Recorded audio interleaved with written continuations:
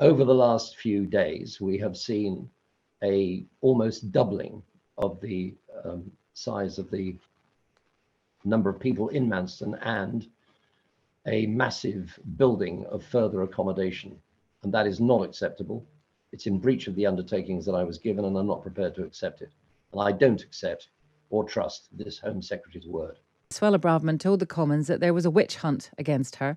She rejected accusations that she had stopped hotels being used to ease the crisis at the Manston Migrant Centre. I am very concerned about hotels, but I've never blocked their usage. Since I took over, 12,000 people have arrived, 9,500 people have been transferred out of Manston or Western Jetfoil, many of them into hotels. And I've never ignored legal advice. As a former Attorney General, I know the importance of taking legal advice into account. So let's speak to one of Suella Braverman's strongest critics, the Conservative MP, Sir Roger Gale, who has the Manston Centre in his constituency. Good morning to you. Good morning. I wonder, it's probably going to be impossible to clear this up completely, but in terms of blocking hotels being used, which if people believe that she did block the hotels being used, that would explain why the situation at Manston arose. But she says that she didn't block hotels being used. She didn't ignore legal advice. What do you say to that?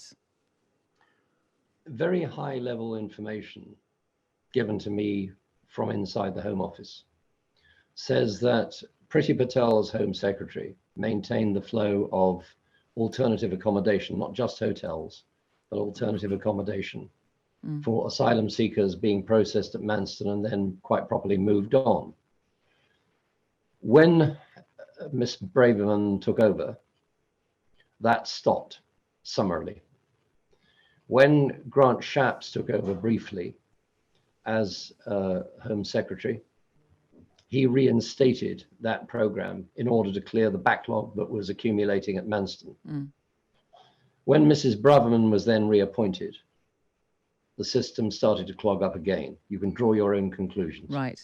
Why do you think that, let's just say that that she did in some way, while she's in charge, the hotels have not been used? Why would she do that? What's the point of that?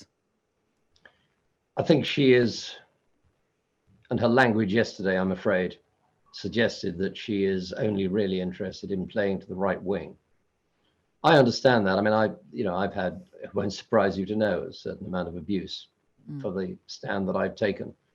Not in support of illegal migration, I'm not, but in support of humane treatment of people who've crossed the channel and have a right to be properly processed by us. And the fact of the matter is that and of course I'm also defending my constituents' interests, because the facility at Manston was designed to turn people around in 24 hours, maximum 48 hours, and move them on. It's a processing centre, not a refugee camp. And I was given a clear undertaking by Priti Patel as Home Secretary and by her Minister of State that that is what would happen and that there would be no expansion of the facility. Over the last few days, we have seen a almost doubling of the size of the number of people in Manston and a massive building of further accommodation. And that is not acceptable. It's in breach of the undertakings that I was given, and I'm not prepared to accept it. And I don't accept or trust this Home Secretary's word. That's quite a thing to say. Goodness me. I still don't quite understand what her motivation would be. You say that she's playing to a particular crowd. But all that's happened really is that people watching this, whichever side they fall on in terms of migration, they're all just saying, well, the system is a complete mess. And it's not possible for Suella Braverman to say the system is broken, because, she and you both belong to a party who've been in power for 12 years and have been presumably trying to sort this. So I'm not sure what is the net effect. What does Suella Braverman get from this? The system is broken.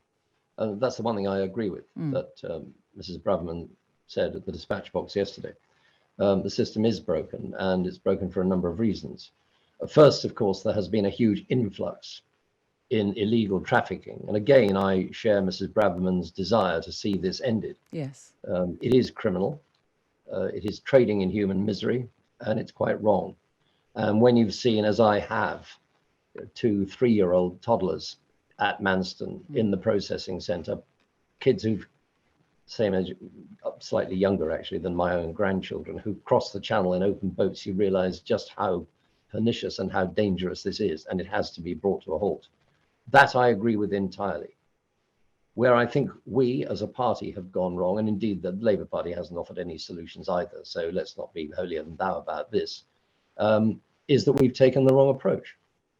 Is that instead of trying to work with the French authorities and the European authorities to reach a pan-European problem to what is a pan-European solution to what is a pan-European problem, we've chosen to play to the gallery. I part company. I have a lot of time for some of the things that Priti Patel has done, but I part company with her over the Rwanda idea, because I simply don't. I think that is dog whistle politics as well, and it won't work.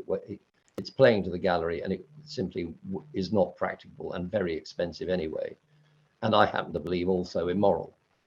I have no truck with the Albanian young men who are coming in as economic migrants, fleeing from a country where there is no war, which is democratic, where there is work available. They are simply choosing to come to Europe and then on to the United Kingdom. They should be sent straight back. But we have to differentiate between those people and people fleeing from war zones, Afghanistan, Syria, some war zones in North Africa, who are genuine asylum seekers and need to be treated as such. Well, let us see what happens. I mean, just finally, Sir Roger, do you think that with everything that happened over the weekend, with the petrol bomb attack, etc., do you think that there will be some political will now to actually change, to look at the system? Because it's looked at all the time and nothing seems to change. And I understand that we are dealing with increasing numbers. Things are getting worse. But do you have any hope that we might actually be able to grip this problem finally? We have to be careful here, Asma. While the petrol bomb attack was an attack on a Home Office facility, yes, my understanding is that there is no reason to suppose that it was actually racially or immigrant directed deliberately. The man who did it, I understand, had very serious and known mental health conditions. And it was a very sad case. And I said in the Commons yesterday, I believe that our thoughts ought to be with his family because he died horribly. I also believe, of course, that the people who were attacked deserve some sympathy as well. Sure. But I don't think that was racially motivated. Are we going to get to grips with this? Well, I hope that the Prime Minister's approach to President Macron will yield results. And if it does, that's a very good thing. That is the right approach and the right direction of travel. The Home Secretary's approach is the wrong direction of travel, I believe.